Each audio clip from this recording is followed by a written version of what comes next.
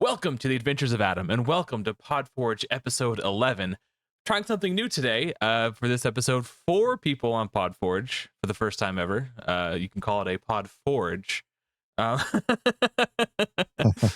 with me today, I'm joined. Podforge. Yeah, there we go. We're joined. Just a bunch of dads sitting around making dad jokes. That's right. Exactly. So, joined for the first time ever, the Mighty Zoo. Welcome. Thank you for having me. And then returning, we have Brad, Bod Gaming, and Charlemagne. What's up, guys? Hey, what's Through up? the miraculous wonders of YouTube, this is going to be a Collaboration. collaboration. That's the word I was looking for. Thank Yes. you. Collaborative effort from the beginning. And as such, you can click the subscribe button and a menu will pop up and you can subscribe to everyone's channel who is here from that one spot. So it makes it really convenient for you guys to support these wonderful content creators. Ooh, we've got some spicy spice to talk about this week. Oh my goodness. But before we get into what is probably the hottest topic in Godforge history since the release, the announcement of the game itself, I want to get your guys' thoughts on this notion that I referred to as the disruptor paradox in a recent video. I want to hear what you guys think about what we've seen so far from the legendary disruptors, and if you think they're in a good place. Mighty Zoo, since it's your first time here, why don't we start with you? Well, I mean, actually, you're to the point, very correct with this issue, because disruptors are not really good disruptors, if you will. So the best control champions are actually not disruptors, and I prefer Ethina than any disruptor for control. So 100%, her Petrify, AoE Petrify, and then also Petrify on her passive. It's really good. Or Quetz, Petrify on his skill 1 is basic. And then you have those disruptors that are very conditional and a little bit underwhelming, to be honest. They seem pretty niche. Yeah. What do you, Brad? What do you think? Yeah, same. I was just gonna say Athena feels more disruptory to me, and then also Grendel too has a good good disable, right, or control. So yeah, from a legendary standpoint, I feel like the disruptors are lacking as far as being the kings and queens of disrupting. so I feel I watched your video. I'm like, yeah, this might be a problem, but I mean, you diversify all the kits. I don't know. We really have to see it in game. I feel like that's maybe the hardest archetype to nail down. Yeah, because crowd control is super strong. Yeah. Well, because actually, I would argue that it's not just all crowd control, though, right? Like, I know that they've talked about this a little bit, but you have heroes like Pazuzu, right, as a disruptor. And with his, passive and how he is gaining turn meter and gaining turn if there's a lot of buffs, that's a complete disruption of the order of the team, right? So, as well as you look at heroes like Perun, which I would argue that in this next comment would make Wukong a pseudo disruptor, but they haven't labeled him as such. But with the amount of turn meter like decrease that he's putting out on all of his attacks, as well as with his what is happening with his passive as well, pairing with that, it's not necessarily that disruptors, I would think, are always about control, but it's about disrupting the order of operations. That is a very good point. And I was actually going to touch on that too. I wouldn't want every disruptor in Godforge to have crowd control, because then it kind of gets boring if they all just, disruptor crowd control. But there are few things more disruptive than having your turn skipped. Like, that's a big deal. Right. But I do think that crowd control is probably the most disruptive thing you can do. Like, if you compare it to speed down 2, reducing a target's speed by 20%, they would have to take 5 turns before you're effectively having them have a turn skipped, compared to someone with 100% chance of crowd control on a 3-turn cooldown. Like, side by side, one is clearly far more disruptive and far more impactful than the other. Not to say that speed down 2 is bad, but like, they're on totally different levels of power. Right. And while, yes, speed up is not speed down, we find speed up in Quetzalcoatl's kit, and he's not a disruptor, he's an invoker. And so let's see what speed down 2 is. Gosh, who would that be? There's a couple. There's Perun has it on his Hades. basic, and Hades places speed down. Does he? Oh, and is Quite it his reliably, ultimate? yeah. I should have memorized all the initiative kits before down we started. Yeah. So Hades is really good disruptor, actually. He's my favorite like disruptor who's actually classified as a disruptor. He's got the AoE crowd control. He's got Yeah. good debuffs. Yeah. Spare, nailed lock him. ultimate, curse. Well, they nailed him really well. I feel like creating disruptors is not difficult. I don't know why. If they made good defenders as disruptors, they made any other uh, slayers even disruptors. So what's the problem with doing good disruptors doing Yeah. their job? So I don't think it's a difficult thing. I just maybe the naming went wrong. Yeah, well, I Here. don't know. I like the idea that there's like this class who specializes in debuffs. So it's like, you know, that's their specialty. And we also don't have the full picture, right? Like we don't know what we don't even know what early game looks like, let alone end game. Maybe some of these disruptors are key for unlocking certain content. And we just don't know it yet. But without knowing anything, when you look at their utility, it seems like they're a little lackluster. Charlemagne, you mentioned something about turn meter, and that actually I wanted to touch on this a little bit specifically. A few weeks ago, we saw temporal aegis. Simon revealed to us what it does. So I'll read. I've got it. I'll read it real quick so to refresh the viewer's mind. It says reduce turn meter effect reductions by 5, 15, or 25% for temporal aegis 1, 2, and 3. So depending on which one you have, and it's multiplicative per stack. So each extra stack is less effective than the first stack because it's multiplicative. But what Simon said was that this is like a buff that bosses will have to prevent them from being turn meter cheesed. So they already have like this really strong anti-turn meter cheese in effect. But all the turn meter effects seem really lackluster. So it's like they're doubling down on they don't want turn meter cheese to be like a thing in their game, which is, you know, like that's fair if they don't want their game to be turn meter cheese. But if they already have this thing that's in place to protect that, why are the disruptors turn meter effects so lackluster? Like Perun, just who cares? I don't know. His ultimate just like, argh. I just want him to be good. I just want a good turn meter hero, you know? I don't know. What do you guys think? Well, definitely, it seems like they don't want us to be able to build unkillable teams or different this type of stuff. They're trying to make it more difficult. So speed tuning and initiative tuning will be much more difficult than in raid in this game because there's so much more going on. And this buff is definitely, those buffs are created for bosses. I know there is a weapon that gives us this buff too. Ame no Boku or whatever it's called. Yeah, it's a Boku, weird name, but I don't think it's a really like it's gonna be good weapon for our champions. I mean, it won't be a good buff for our champions as much, but for bosses, it's gonna be very strong. Yeah. And it's gonna be really difficult, maybe even impossible to perfect the speed tune your team with this type of buffs going on because the speed tune really changes every turn. So that's what I think is gonna be quite difficult to do. Now, they did say that they don't want any bosses to be immune to anything so that someone isn't just useless. So this is a good, I think, workaround, if you will. So it just makes it harder to do. So I don't know. I like the idea that you can still bring heroes and they just aren't useless completely. But you're right, it is going to make it even more difficult, or they do seem even more lackluster, if you will, if they don't have good turn meter effects to then put the temporal aegis on there, and then it's not doing really anything. So Yeah, Charlemagne, you look yeah, like you it's a had a hard thing to thought balance, too. of course. What was that, Adam?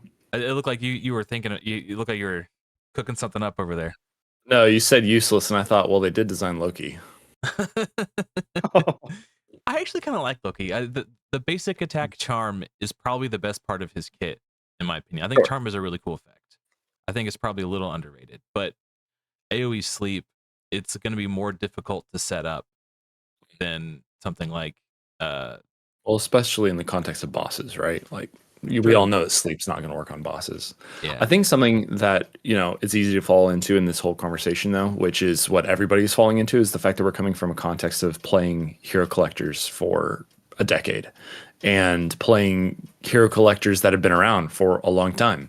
Like they have to design in a skill gap into the game, right? Like there has to be room to grow as they design, not only for players to be able to like build up their teams and make better teams, but for them to be able to design more heroes. Like these games have to have power creep in them. They have to, not only just in how mechanics grow over time, how gear grows over time, but even how the character designs and the skill kits, like they have to change and improve over time.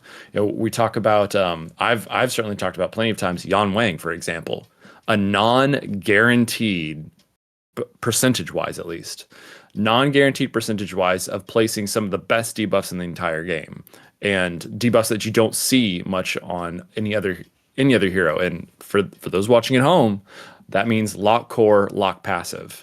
He has a 50% chance at the start without being his skills being increased, which we know that will increase.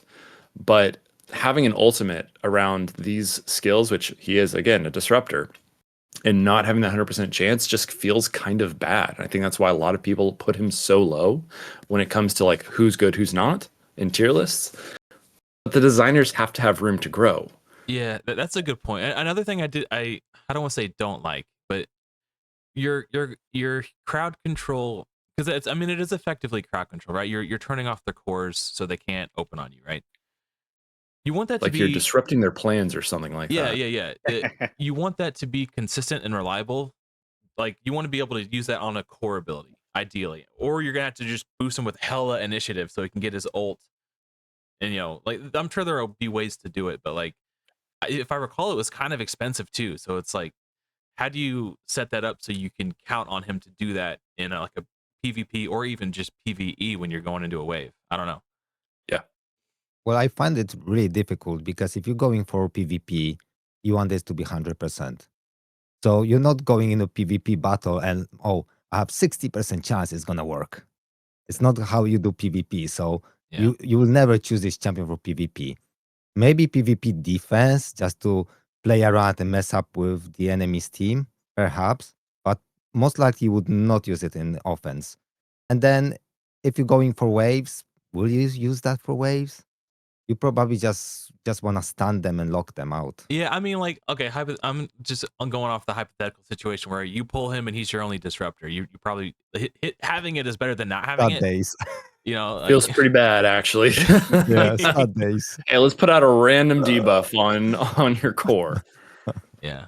Oh, that would be very sad to pull him early game. They did make it so his core is an AoE now, which that's nice, but they're still random, so it's hard to like build with a consistent plan in mind. Yeah. Hopefully you weren't relying on that defense down or attack down, because you just placed resistance down on all of the enemy heroes. And you're probably building your heroes. Yeah, you're probably building your heroes with enough resistance to begin with, or accuracy to begin with anyway. So it's like, I don't know. Yeah. He comes with things that aren't necessarily early game like necessities, right? Yeah. So I mean, hey, we don't know what the game we don't know. Who knows? Brad, you look like you were thinking about something over there. It's like No, I was like just trying to. Contra. No, I was just thinking of a joke. I was like, he's actually disrupting your own team more than he was. He's the best disruptor. He's the most disruptive disruptor. So. Sorry, nothing insightful. Just trying to think of a joke. No, that's good. That's good. Maybe that's what Fateless is planning all along. Yeah, it's a meme. Yeah, it's this champion reminds me a little bit Contra from Raid Shadow Legends, that she places like random buffs, but she was still more reliable than he is. You know, I do not envy any of the designers at all.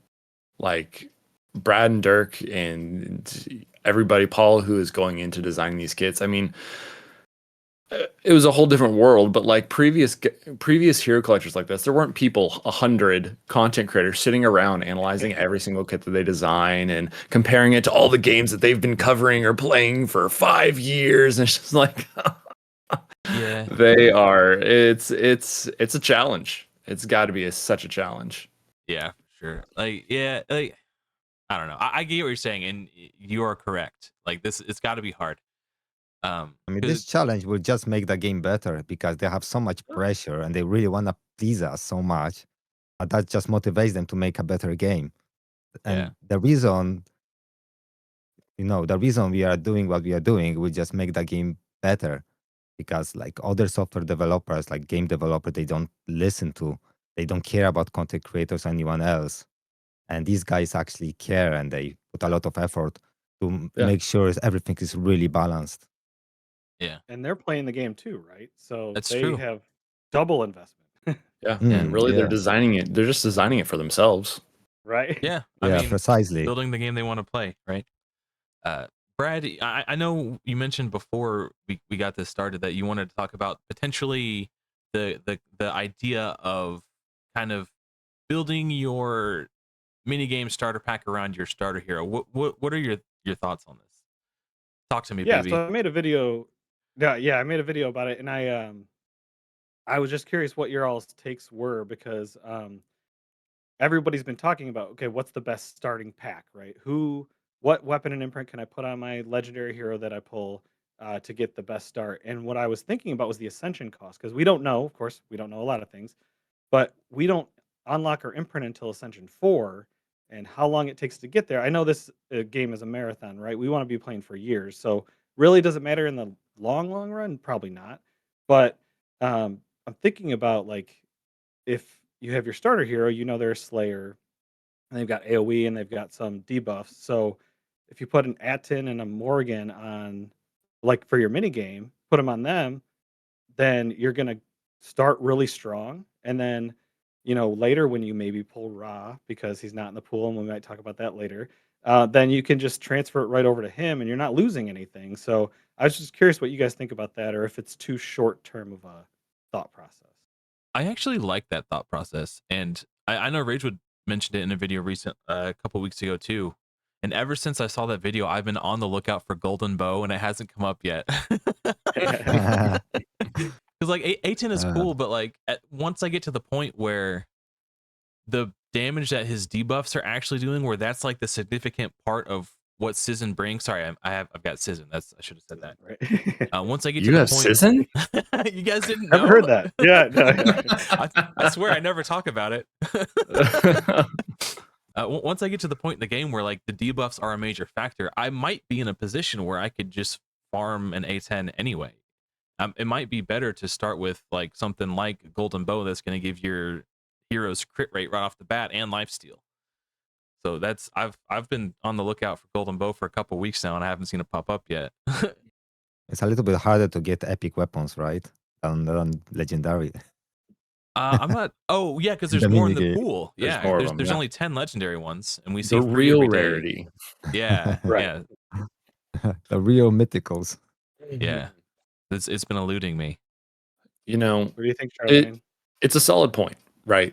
In fact, on my alternative accounts, I have so I haven't actually pulled. I'm summoning for my live stream this week. We'll see what legendary I get, but I have the Sun Wukong imprint and the Thunderbolt matched up for my weapon combo, and that is distinctly picked for whatever damage hero I have, whether that's my starter, whether that is somebody else that I pull, what have you.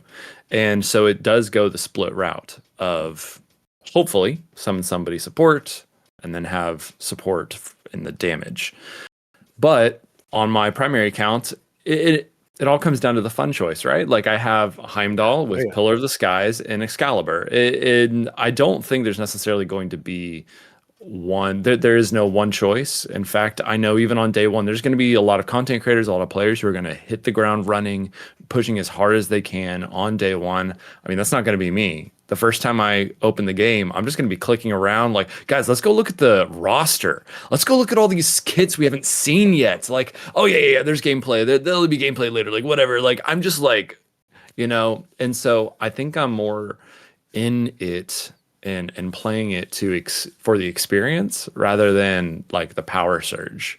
And so like I kept, even with Pillar of the Skies, I mean, granted, I've kept Heimdall regardless of who is best, who is not, just because Heimdall's my boy.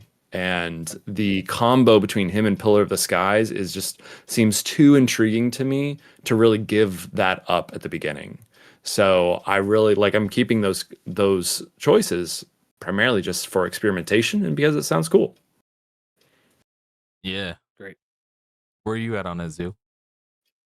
Well, with the early game, at first it's very difficult to define what is early game. So is it early game 2 days or is that gonna be 2 weeks?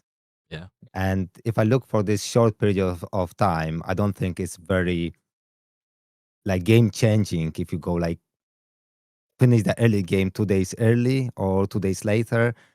It doesn't matter. But like going into the subject, I think I just rather go with epic weapon that I find. As you say, golden bow is a good choice, and Sun Wukong imprint on it. It's good, but I rather look how I'm gonna use the imprint in mid game, late game than in early games. I rather not use it at all because I'm sure like all of you guys will be able to cope with just rares, with no legendary champions, with no legendary weapons, and you do just fine in the early game. Yeah. Yeah. I'm taking the Sun Wukong imprint on my Citizen account because regardless of who's using it, it's gonna get value. So I'm gonna take Guan Yu because he's my favorite, and just the thought of him joining attacks 25% of the time to get that max HP damage against bosses early could be really nice. Yeah, but yeah, the thought of Golden Bow is it will be good on my starter also, but then when I put it on Citizen, once I'm kind of progressing into like the mid game, he's got an AoE on his basic attack, so every time he attacks, he's gonna more crits, more heals. He's gonna help him stay alive. I don't know. It just yeah, that what good is 10% more damage from my debuffs in the early to mid game? Like I feel like that's once you're like at the mid game when you can't just plow through, you're not just one-shotting the waves where you're like really starting to grind and like the dungeon runs take like 5 to 7 minutes, like that's when the debuffs kick in. And I feel like, and now this is of course just speculation. I feel like by the time I get to that point, I'm probably at a similar point in the dungeon where you farm the weapons. Maybe I'll get an A10 naturally, and then use a better early game weapon to lead up to that point. I don't know, but And you nobody knows also, anything. yeah, we don't know. And the other thing is, we don't know what stats are going to be on the weapons we do pull from the mini That's true. game. That's why I So like Golden Bow because it's we got the could crit have, rate as the effect, like the implicit effect on it, right.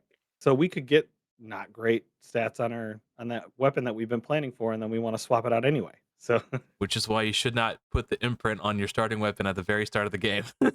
agree. Yes. Yeah, that's cool.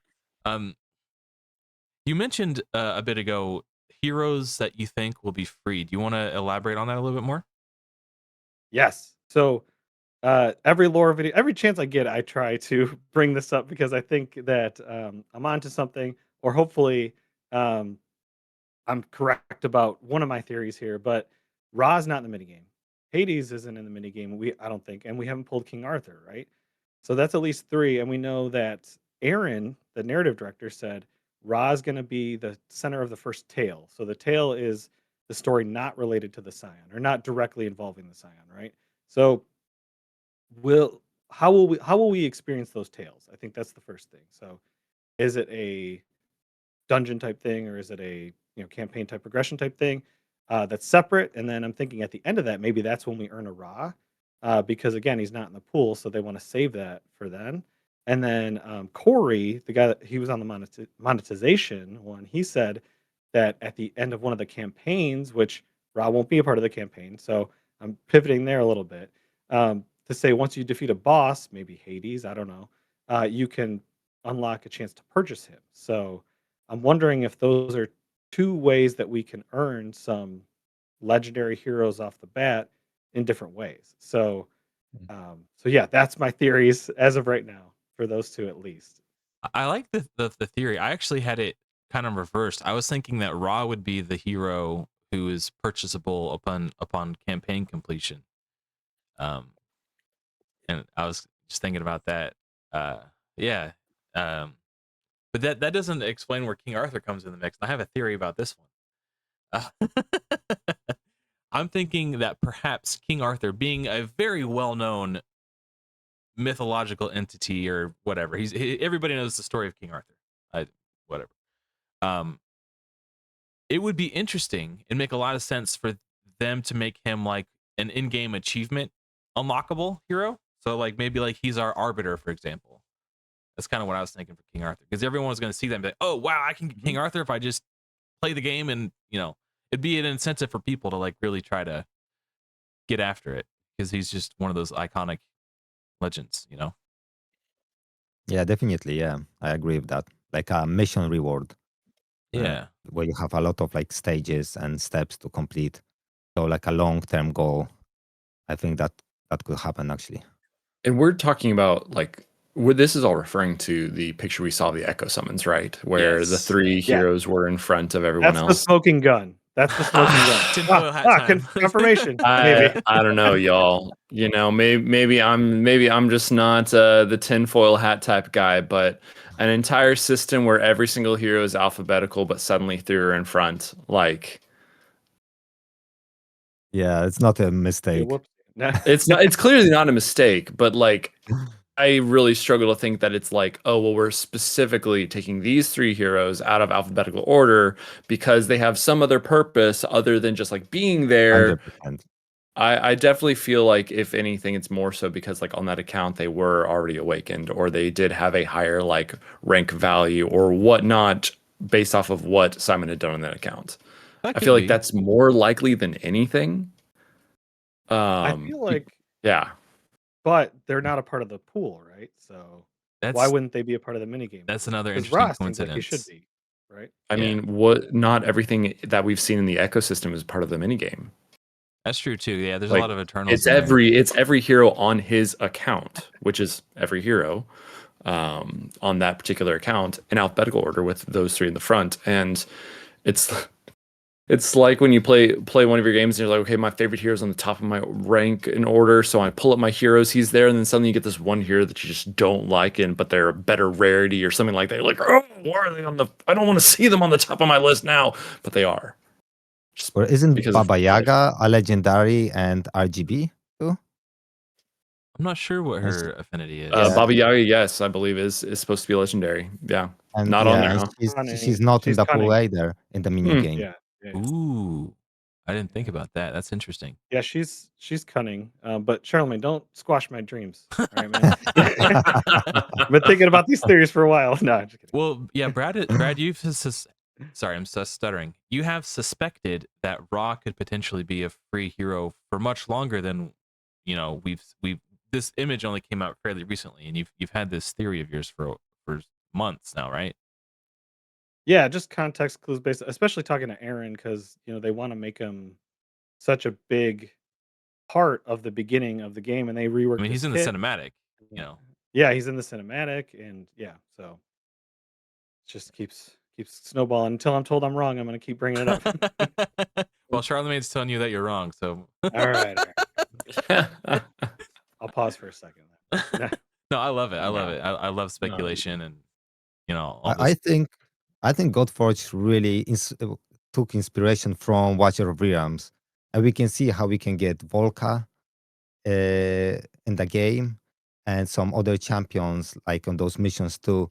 So I'm pretty sure that we will get free legendary champions by completing. So your guess, Brad, is spot on. We may just be wrong on maybe some champions, but we will definitely get some legendary champions just by playing the game without any gacha. Yeah, I would definitely say I think you have a solid guess on who the hero will be, right? Especially as they reworked his kit so much, because it's not been a secret that Ra has just kind of landed flat for a lot of it, but all that they did to rework him, and yeah, a solid choice for that first free, well, purchasable, I should say, legendary upon competing campaign.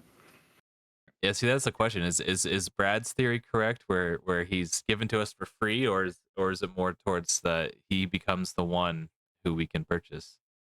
Because we do know there is one, right? Because Corey said it on the podcast. My money's literally my money is on Raw that he's the purchasable one. But I don't know. Yeah. Maybe Brad's onto something. Maybe because he was the core of the cinematic, they want to bring him to the forefront to get players hyped for collecting him. And see if they'll open their wallet for it. Maybe. Right. And Pori's background in that video was Ra. That's true. So That could have could been just be telling us coincidence, about but I know. but you never know. Now I'm Maybe really maybe he pulling. selected Yeah. it subconsciously because like, oh yeah, I should do Raw because yeah, who knows? Yeah. I'm not a big fan of making purchasable champions just for completing some content. I think if you like do a champion, you just give it as a reward if it's like difficult to achieve. Uh, give like other purchasable packs, maybe some summons like in a good price. But I think if you're giving a champion, just don't sell it like this. Yeah. Well, they I'm not a said big that this fan was of an that. experiment, right? This is something that they Yeah, are that's what I was trying to see how Yeah. players respond to it. I think that how we see purchases and what is available and everything like that at the very beginning of the game, it's nothing what it's going to settle into at the end. Yeah. I think it's interesting. I wouldn't want them to just every new month, here's a new hero, you can buy him for $20 or $30 or $50 or whatever it is. That would kind of feel like, okay, that's weird. But if it's like a one-time thing where you complete the campaign, you unlock the ability to do it one time, because this is a spending psychology thing. But once you break the seal and spend money on a game once, you're more likely to do it again in the future. So from a psychological perspective, you could say that it's kind of shady, but I don't mind it. I think, I mean, they're a business; they got to make money, and what a better way to make money than saying, "Hey, you can buy this right now and make your account stronger." You know, what I would find interesting and perhaps not as necessarily aggressive isn't the right word, but like so in your face of like, hey, buy a hero would be upon completion of a particular content. That's when a game pass unlocks, and there's the free version, and then there is the premium version. And I mean, we've seen this in plenty of games where everybody has access to some resources to help boost and grow your account. If you want to spend the amount of money to get the hero on the premium side, great, but you still have to put in the work. Yeah. That would feel very much in line with other practices, I think. For me, I'll I say would just give the champion for free as a reward, and then just sell badass skin after you finish this content. Ooh, that'd be cool. That you can't resist buying. Like a really badass. Make a boring design, and then skin is just a badass. This skin has better jiggle physics. like how shiny. So you're looking for I- fan service then. I'll say just if they do like they just said they're gonna have a purchasable hero, don't make it only available via purchase. Have players have an opportunity to earn or either get them through the summonings or something. Yeah. Because I get maybe they want to leave it exclusive for a while, but don't bar it by dollars only. I You should be able imagine to- they won't. Yeah. Like, because you're still gonna want to summon them Right, to I doubt. get the empowerments for it or whatever, or the Awakenings. awakening. Yes, Awakening. thank you. Yeah. So Yeah. Watching, we're gonna start transitioning into the Tuesday video because it was very spicy. But before we get into the spiciest of the spicy, did you guys happen to notice the new resource that Simon got from the campaign and selling gear? Yeah, I Once noticed when I watched the video. yeah. Yeah, exactly. The Rivenite. Rivenite is what it was Rivenite. called. What I speculated that perhaps it's a new resource used to upgrading your gear simply because we earn it from selling gear. But do you guys have any thoughts on what that could be or what it's used for? I Additionally, think Well, you I nailed it. guess- I mean, Yeah, I think Yeah. your guess is the best guess. Maybe for like a reworking, maybe, but I think you just got it right. Maybe for We- rerolling, you can use it. Yeah, we also don't saw it from content completion, right? Like he beat a campaign it stage. wasn't only just like removing gear, it was also you got it from campaign. Is that correct? Yeah. Yeah, such an available resource.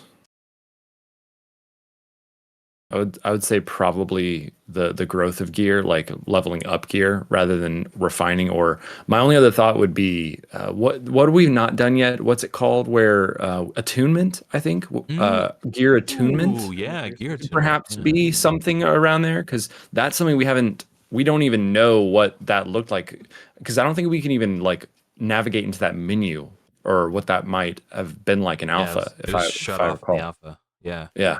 Hmm. That's interesting.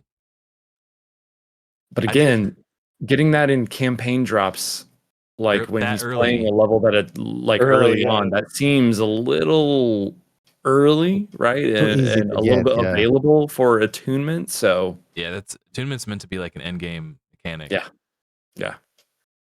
I did see some people in the comments of that video speculate that perhaps it's like a crafting resource or some sort of like re-rolling resource, or but again, like it's really early in the game to be thinking about that type of stuff. Like Yeah. is that the whole purpose of the campaign is like to teach you the mechanics of the game. So maybe, but at the same time, like I don't know. Yeah. Because It would be it's cool it would be really cool to see crafting early on in the game, and like, oh, well, you don't like the gear you got from campaign, well, you can break it down and go craft more. But that, I mean, these games are a grind. I don't know. I'm sorry, I interrupted somebody. No, you're good. I was just gonna say, I feel like it's just for leveling up gear because I mean they simplified the weapon currency too to level up weapons, and it's different. I went back and looked to see if it was the same or not, but yeah. it is a different type of currency. So I think it could just be that simple, especially because you get it so early on. It seemed like through the campaign. Do you think though we still have to spend gold on it? Is that like Maybe. additional resource, or Well, is it now? if they still have the I know the original design plan was to have the golden golem be the place where you farm gold in the game. So, and that was at a time when, and it still could be this way, but that was at a time when gold was the only resource used for leveling your gear. Well, if they have a new resource for gear leveling, there's not going to be as big a need for gold if there wasn't a gold tax still tied to gear leveling. So, and there's a it because like do we think they would scrap the golden guardian just be like that seems extreme. I don't know, maybe they would if they thought that wasn't the right direction for the game to go in. I mean, where are You we will gonna still need spend gold. gold? Yeah, Yeah, where are we gonna spend gold if not on leveling gear? Leveling, like leveling heroes, everything right? had a gold tax on it in the alpha, Yeah, so just literally everything. Yeah, like everything. because gear was the most expensive for gold Yeah, wise. Otherwise, we wouldn't have any problem with gold. I think Yeah. it costs like So 7 million gold to fully yeah. upgrade an epic weapon. So if it's still Yeah. tied to Okay. weapons, that could be a huge gold sink as well. Yes. It Yeah, I was. don't think it was. I don't think Yeah. it is though because shoot, I don't remember. But I don't know, was it a month and a half or 2 months ago Simon had a video where he was showing the updates to the weapons screens and the currency. I don't remember seeing gold Ooh, as part of the I should level up double equation. check that and cross reference and see if it's the Rivenite still, because it was something different, but he didn't explicitly like say here's No, Rivenite. it looked different. It was like it Yeah. almost looked Like like a bronze bar or something instead of like the Yeah, regular. yeah. It was the same bronze bar that we Hmm. had seen in Alpha, I believe. But I don't remember if there was gold included or not. I gotta watch. I was planning to rewatch that video anyway because I mentioned it in the last episode of Podforge. I suspect here's another topic we could talk about. I was watching that video, and in that video, Simon entered the Wayland's Forge or whatever it was, where you extract the imprints. And there were two columns for imprints. There was one that had to transmute, I think is what it was, and there was another one, I forget what it was, but it made me feel like, based on the terminology they were using, that we're going to have the capacity to farm recipes for imprints and then be able to craft imprints. That would be cool. That's the vibe that I got based on God. If Oh, I try to look it up, it's going to screw up the recording. But I should. If I wasn't planning on bringing this up, but now it just kind of came up organically, and I'm unprepared to talk about it. Have we seen that Universal? option Uh-uh. since Alpha? They were locked. No one has been able to venture in there. But the specific terminology, the word that they use makes it seem like there's a recipe and then there's a crafting. Like we'll be able to break them down, like transmute to me, it makes me think we'll be able Yeah. to break the imprints down into a resource. And Change then, form, nature, or substance. yeah. So that's transmute. Yeah. And there was another one that was like an alchemical phrase that made me think that we were going to be able to craft them. So I think we'll be able to break down imprints to get a resource and then maybe get a recipe for an imprint and then have craftable imprints. Because And then also, tinfoil hat time. When I was talking to Sham on Podforge, he said there's a really cool way we have for you guys to farm imprints that we're not ready to talk about yet. I mean, Interesting. he could have been talking about the echo system, the echo summons, but to me, it sounded like between that and now this, that I'm gonna have to do the video. I'll just screw it. I'll Yeah, do I the was gonna video. say. I'll make the video and it'll be out next week. But yeah, I don't know. What do you guys think? Would you want something like that? Would that make would that make imprints too accessible? Would it make them less special if we could just craft one after we get it the first time? What do you guys think? Well, I'm afraid that we could go in this rabbit hole where it's like in some games that you get this very rare resource and then you have only like 5% chance to get this, let's say, legendary imprint, and you can be just frustrated. So it might be a good idea. It depends how you balance it, because you can still make it really difficult. Because it's a crafting system, that doesn't mean automatically it's going to be easy to obtain. You can make it even harder than anything else. Especially So if it you have to depends on the rate. sacrifice other imprints. Like if you could only get the legendary materials to craft a legendary one from legendary imprints, and because with the books we see that we can scale them up. We can start with the rare ones and work our way to legendary. If it wasn't like that for imprints, or maybe would it be cool? Like, I don't know. The possibilities are like, Well, I would love to see like limited imprints, so imprints that are not available from any champions, and then you have like those limited imprints that you can only craft, and they're really maybe difficult to craft. So only you get material by sacrificing other imprints. So that could be really fun way, especially for whales to spend money. But it could be a really fun system. that's an Definitely. interesting thought. Like an imprint that doesn't come from a hero specifically, just an imprint that you could acquire, and then now it's Imagine maybe Chronos there are imprint. just imprints that are just like, yeah, like Blank universal. imprints. Yeah. Hmm. Like you have a blank legendary imprint, right? And then you transmute it into a specific hero's imprint That could be. with Oh, whatever yeah. materials. We So we that could be saw. it could be something like that. I was gonna say we saw universal imprints in the alpha, but that was mostly for awakenings, right? It- Which with the change to awakenings do that. and imprints, not necessarily, we don't even know where that is. yeah, I just opened a whole can of worms here, didn't I? I Ow. know. Let's do these universal imprints that aren't hero based. Let's make them craftable. You know what? Let's call them relics. Ooh. You heard it here on Podforge first. It sounds familiar. Oh, I see what you're saying. Yeah, you're the Raid Shadow Legends, right? Is that a Yeah, reference? definitely. Yeah. Okay. Yep. Yeah. Man. Yeah, they had those unique weapons in Watch of Realms, which I found the system was really quite cool there. You've been crafting those, and then you had some limited ones, limited to different champions.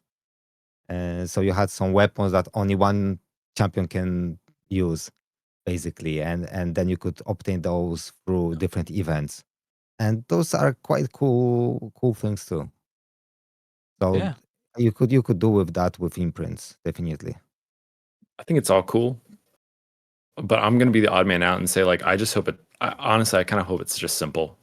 Like, I hope that it's not some complex additional something whatever, because there's already, like, we're still already talking about a brand new game. Like, there's so much to discover and so much to come back to and so much to grow upon. I know I probably sound like a broken record in this conversation, but it's like I'm more looking forward to Godforge after year one than Godforge at early access, right? Like, Yeah. I mean, I it's don't know. possible that we don't see any of this stuff in early access. They could just be playing around with it in a test build, and we just happen to catch a glimpse of it. They might not even ever even make it to the game. This just might be why they haven't talked about it yet. I was just It's caught a all little subject sneaky glimpse. right. It's a little bit like we have to think about new players and players who are coming first time to this type of game. And Yeah. I don't know if you ever played Honkai Impact, But that was one of my first gacha games. And when I went into this game, all those currencies and everything was going on, I was just overwhelmed. I have no clue what this resource is for, what is this resource is for. It was just a crazy ride. And Yeah. I needed people live on stream just to explain me, oh, you go do this, do that, you know. Otherwise, it was just, I would have to just have a doctor's degree to figure out this game. Yeah, complexity creep is definitely a thing that's happened in Raid over time, where like they just keep adding more and more stuff. So like a new player comes in, there's 7 years worth of crap that they got to learn. You know, it's something they're gonna have to be wary of too. And that was a comment I got on my video when I was talking about the Rivenite was, I hope we don't have so many, like exactly what you're saying, Sue. Like there's gonna be, they're worried about being too many resources in the game to keep track of. I think that's definitely a valid concern. Simplicity is key because again, they want it to be simple, but you can have depth in it, right? Not complex. So yeah, the more we can simplify it, I think the better. So that and just have options to make it, which is what imprints and weapons and all that is doing. It's making it deeper, but hopefully not too much more complex, especially like you're saying for newer players or newer people to the genre. Yeah, I understand that they want different dungeons for us to farm different materials for different things, so they can't make one currency for everything. But they want us to farm different places. So I understand the challenge of make it simple at the same time, uh, make a possible choice where we want to do different things. So it is a very difficult thing to balance to make it right, I Well, guess. and it goes down to multiple choices. Like it's all just a tree that will continue to multiply because it's like, well, if I have the player agency and choice to go and farm wherever I want, it feels a little bit better to have multiple choices after that. Like, okay, well, I just farmed gold, for example, whatever. I now have the choice to go to one of 4 places that I can spend that gold. But if it's like, okay, well, I'm choosing here because I want this gear or this resource, but then that only allows me to do one thing after that, it's like it really locks in, like, okay, well, where I'm expending my resource, where I'm expending my energy, and doesn't necessarily open up the game for like wider growth, like account growth. It's like, okay, well, today I guess I'm only growing my weapon because that's the only place I want to go because I want that weapon and I can't really do anything else on my account because I only have so much energy. Yeah. So yeah, I like the concept of agency and player choice, but wanting to make sure that it still provides a little bit of space for people to then like go and grow how they want to.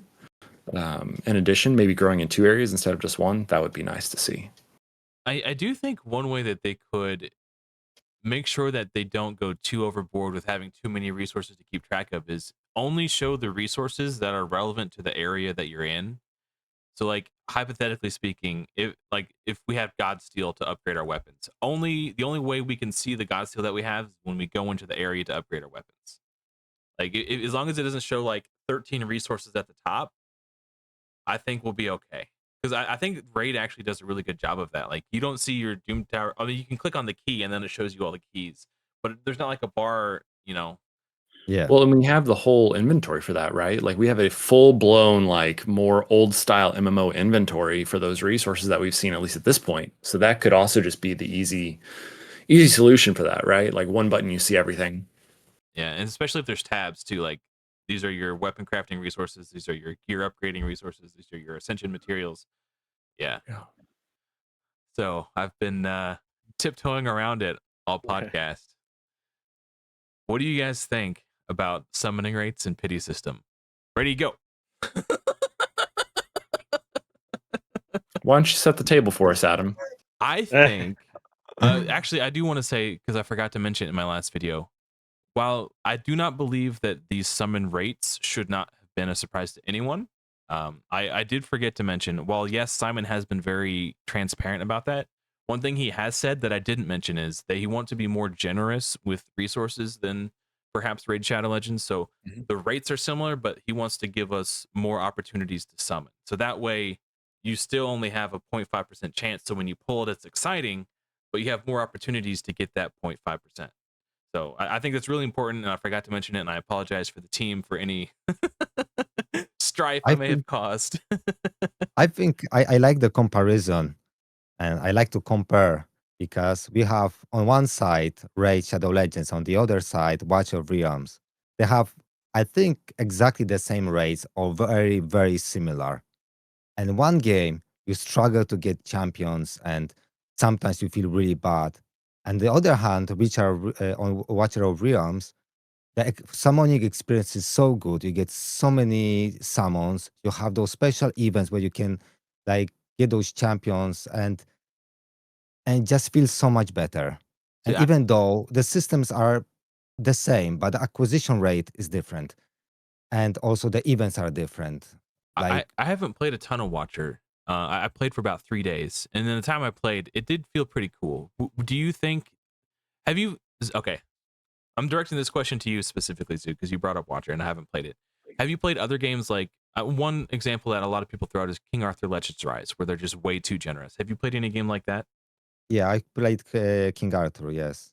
Do you Yeah, so think? King Arthur, so the difference between Raid Shadow Legends and Watcher Williams and King Arthur, that King Arthur only like had just few champions to compare to Raid. It didn't had that big pool of champions. So you basically they were very generous.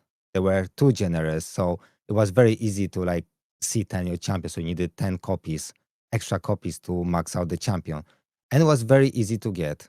So they killed the game that way because they killed the longevity of the game. But one of the reasons was also there was not enough champions. Because if the pool would be, let's say, 5 times bigger, that race maybe wouldn't be that, the race would be okay then.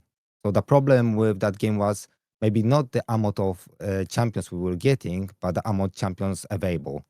Okay, that So makes sense. yes, maybe too generous too, but also just not enough champions. And in Watcher of the Realms, on the other hand, we got quite a nice pool of champions. And also copies of champions are much better, both in King Arthur and Watcher of Realms than compared to Raid. So Godforge is doing the right choice that the copies matter. So now getting dupes don't feel bad, but Yeah, dupes are actually very good and cool, and we can that's have either awakenings or imprints. a good point too. Yeah, Charlemagne, you look like you've been itching to get in there. Yeah, and there's another thing, a difference between Godforge and Raid, because in Raid you pull a legendary, which is very difficult to do, and then you have 30% chance that's gonna be a dog shit legendary that you're not gonna use anywhere. Then you have 35% or 40% chance it's gonna be like a mid legendary, and then maybe you got this 30% that's gonna be useful legendary. So so the rates in Raid, if you look at from this point, you got like some games, you have 50-50. You pull legendary, you have 50-50. So Raid, you have like you pull legendary and you have like 30-70. Yeah, That 30 is gonna be a good champion. And then Godforge is gonna be probably like 90% that you're gonna get useful champion uh, for your account. yeah, So that's a big difference to me too. true. Charlemagne, you look like you had something you wanted to say. No, I've just been listening and thinking.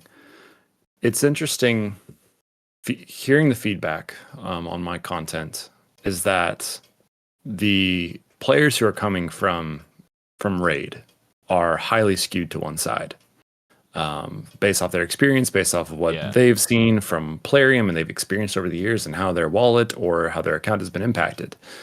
Players who don't play Raid or are new to the community or anything like that, they're the exact opposite. They don't have a negative thought really in their mind when it comes to the rates. And viewer, you may be one of those and may be absolutely completely different. I apologize if so. I'm not making a blanket statement, but based off the feedback I've received, there does seem to be that difference. And that Raid players are coming at this very strongly from one side, and that those who didn't play Raid or are from that realm necessarily feel the very different. And it's been interesting to see that dichotomy. It's called Raid PTSD. yeah. I think that is a real factor in this conversation, is that a lot of people are coming from, yeah, sure, let's just call it PTSD from pop-ups and aggressive, YOLO tactics and a company that whose main goal is to sell like casino machines, right? Like the overall company that owns Plarium, that owns the developers that play and run a game that they also play and enjoy, they are a gambling company. And so I think, yeah, a lot of players are coming from that experience and all of the negative feelings and emotions that they've been dealing with for years while they still continue to play Raid, or some of them quit Raid because of those negative feelings and emotions. Like, we're bringing that into the conversation. That doesn't mean that I think that a 40 hard pity is a great number. That's not what I'm saying at all. What I'm saying is that we can't really have this conversation. A lot of people are unable to have this conversation without having emotion and like be due to history come into the equation, which is important, right? I'm also not discounting that. It's just the reality of there's always going to be strong feelings, always going to be strong passions come out when money is brought in. But then if you tie history into that further, and the potential like loss of trust all of a sudden because you receive something that you didn't expect, it's a boiling pot. It's yeah, there's a lot to consider, a lot to realize when bringing up these topics. Absolutely. I think the problem, like the mistake Fateless did with this, is just they revealed it partly. But Yeah. I think they should reveal it like more like, guys, we are still working on soft pity. We are still adjusting the pity, so it's not a final version. Just be more like clear about that, and I think that would really ease in the conversation and people's feeling He did say they're still about this. tweaking the numbers a little bit. Yeah, Yeah. Yesterday in the Discord, Simon actually said, I just finished recording Tuesday's video and I think it's going to be a good one. And then he posted a gif of Mr. T saying, I pity the fool. Perhaps potentially implying that he's going to talk about the pity system. So hopefully we'll get some good news on Tuesday. We're recording this on Monday, so we haven't seen that yet. I don't know when this is going to air. But Brad, you look like you've been waiting patiently to get in there. No, just to give my take, I guess I'm a naturally positive person. So I at think first we when I all saw are. it, I'm like, right. I'm like, well, it's fine. It is what it is, especially with the rates, obviously. I did play Raid and Watcher of Realms. It's been a while since I've played either one, to be honest with you, but Watcher of Realms did feel better because of the amount of summons you got was more than Raid. But then, watching everyone's videos and seeing the different things, I'm like, okay, I understand why people feel passion about this topic. But then again, on the other side, I'm like, well, I trust Fateless. I feel like, we're talking about building trust. Fateless has been putting trust stones in our bucket, I think, along the way, especially with how transparent they've been about everything. So I feel like to them have a video that comes up that says, okay, here's going to be our rates and our pity, to then just say, oh, trust is gone, everything is awful now. I'm like, I still trust that they're going to tweak it and make it the best version of rates and pity system that the players want. Excuse me, the players want. So I'm not necessarily worried. I get the concern and the feedback on it. But again, that's why we give feedback and they take our feedback and then they do something about it. And they've done it time and time again. We saw it with the alpha, we saw it with other things. So I don't feel as passionate about it maybe that way, because I feel like I trust the company to make the changes that will best suit the game long term and all of the players. Yeah, I think So that's where I'm at. yeah, that's beautiful, and I feel the exact same way. I feel like they have done more than enough to earn the benefit of the doubt, and he did say that they're still tweaking the numbers. So I don't think I think that's a beautiful place to end it on a positive note. Yeah, 'Cause I would that's just add one more thing also, because what people are not bringing into the conversation is the developer is looking from the side, okay, how many legendary champions we want to provide to each player if they like play the game fully. So let's say they say, like, okay, we want you to earn 5 legendaries a month. So they will adjust and tweak everything to achieve this goal. So I think this is important, just to know that like you said, Brad, I agree 100%. There's no reason not to trust Fateless. We know like 99.999% chance they will do like excellent job, and the PT system and the gacha will just feel good. They said that they want this system to feel good. So you're 100% right, Brad. And you know, and let's say they want us to get 5 legendaries a month for that, you know, the argument case. Of course, they will adjust the pity and everything to make sure we can get those. So they give us enough stones and good enough pity, so we are guaranteed to at least achieve this goal. Yep, excellent. All right, well, don't forget, hit the subscribe button. You'll see their channels pop up. You can subscribe to everyone you see on the screen here. That's gonna do it for me, guys. Thank you so much for watching. Hopefully we'll see you all in another video soon, but until next time, everyone, take care.